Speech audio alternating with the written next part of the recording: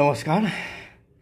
লৈ আছোঁ নতুন এটা জব নটিফিকেশ্যন যিটো নটিফিকেশ্যন জাৰি কৰিছে CDACৰ পৰা তাৰ মানে কি centre for development of advance computing বা CDAC যাক শ্বৰ্টকাট CDAC বুলি কোৱা হয় তো ইয়াতে চাব ইয়াতে টোটেল ভেকেঞ্চি আছে কিমান 20টা ভেকেঞ্চি আছে 20টা প্ৰজেক্ট এছিষ্টেণ্ট এছ'চিয়েট আছে সো ইয়াৰ বাবে প্ৰজেক্ট এছ'চিয়েটৰ আমি ভিতৰত চাবলৈ গ'লে ইয়াতে কি আছে নাম্বাৰ অফ পোষ্ট আছে 6টা ইয়াতে এজ লিমিটেশ্যন কিমান আছে 30 ইয়াৰ এডুকেশ্যনেল কোৱালিফিকেশ্যন ক'বলৈ গ'লে BE নাইবা BTech হ'ব লাগিব post graduate degree science computer application or in relevant domain লগতে ME নাইবা MTech ইকুইভেলেণ্ট ডিগ্ৰী হ'ব লাগিব লগতে PhD কৰা হ'ব পাৰিব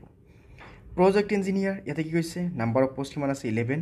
এজ লিমিটেশ্যন কিমান আছে 35 ইয়াৰ্ছ ইয়াতে এডুকেশ্যনেল কোৱালিফিকেশ্যন কি আছে BE BTech উইথ 60% মাৰ্কছ থাকিব লাগিব নাইবা পোষ্ট গ্ৰেজুৱেট সায়েন্সৰ পৰা কম্পিউটাৰ এপ্লিকেশ্যনৰ পৰা উইথ 60% অৰ ইকুইভেলেণ্ট CGPA থাকিব লাগিব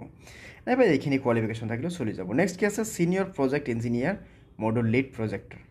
ইয়াতে কিমান আছে দুটা ভেকেঞ্চি আছে যাৰ এজ লিমিটেশ্যন আছে কিমান 40 ইয়াৰ এডুকেশ্যনেল কোৱালিফিকেশ্যন BE BTech হ'ব লাগিব 60% মাৰ্কছ লগতে পোষ্ট গ্ৰেজুৱেশ্যন হ'লেও 60% মাৰ্কছ থাকিব লাগিব নাইবা ME নাইবা MTech বা PhD থকা হ'লেও চলি যাব তাৰ পিছত কি আছে প্ৰজেক্ট সাপ্লাই ষ্টাফ ইয়াতে কি আছে এটা ভেকেঞ্চি আছে যাৰ এজ লিমিটেশ্যন আছে 35 ইয়াৰ্ছ ইয়াতে আমি এডুকেশ্যনেল কোৱালিফিকেশ্যন ক'বলৈ গ'লে 50% লাগিব লগতে 3 years post qualification work experience লাগিব আৰু পোষ্ট গ্ৰেজুৱেশ্যন হ'লে এটলিষ্ট 50% মাৰ্কছ থাকিলেও চলি যাব ইয়াৰ বাবে চাব নেক্সট কি কৈছে ইয়াতে how to apply for CDAC The interested and eligible candidate may apply online. This post are visiting the official recruitment portal CDAC. They follow the mentioned step. আপুনি যদি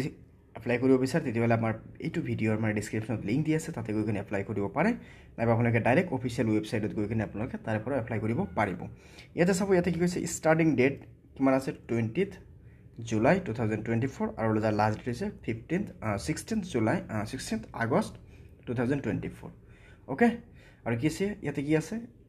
18:00 আৱাৰ্ছ দি আছে তাৰ মানে কি সন্ধিয়া 6টা লৈকে মানে 6 PM লৈকে আপোনালোকে এপ্লাই কৰিব